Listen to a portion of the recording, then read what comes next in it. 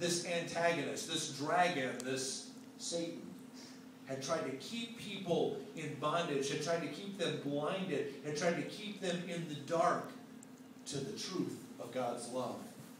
Now the story needed to be told about the blessing of God, that we go as far as the curse would go. Hark the herald angels sing. Right here, the first song that they sang was to the shepherds. And these shepherds said, you know what? We can't just believe this because we heard it from somebody. We've got to go see it with our own eyes. We've got to experience it for ourselves.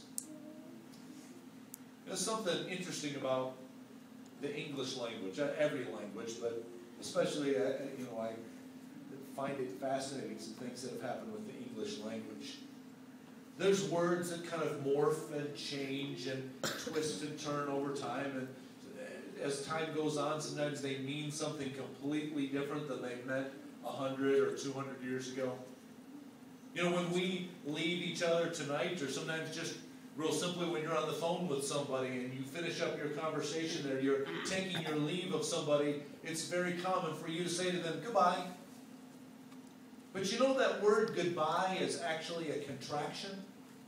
It used to be a whole phrase. God be with you. God be with ye.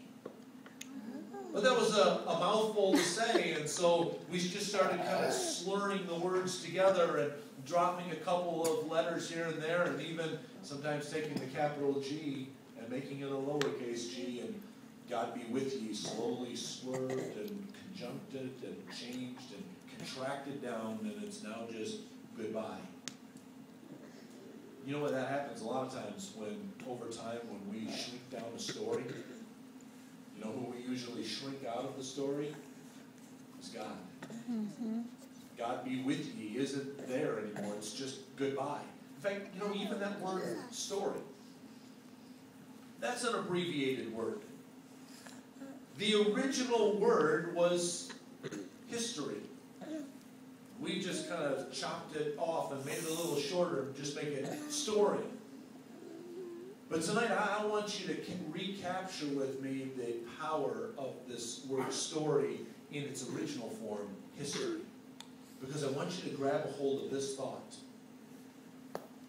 When God talks to us, when God lays this out for us, all of history is His story. Yes. It's an easy way to remember the word history. All of history is His story. It's a story that He was telling for thousands of years before even the birth of Jesus. And it's a story that He's still telling 2,000 years after the birth of Jesus. He still needs people to tell the story. He still needs you and me to tell the story. But here's the problem. C.S. Lewis captured it so well. Look at this quote from him. He says, God made a better story. But it's a long story with a complicated plot, and we're not very attentive readers. Very clever way of saying it. Because you know what we do a lot of times? I think that we buy into some of the things that those shepherds could have bought into. I'm too old. I'm too young. I'm too weak. I'm too poor. I'm too unclean. I'm too unworthy to tell that kind of a story.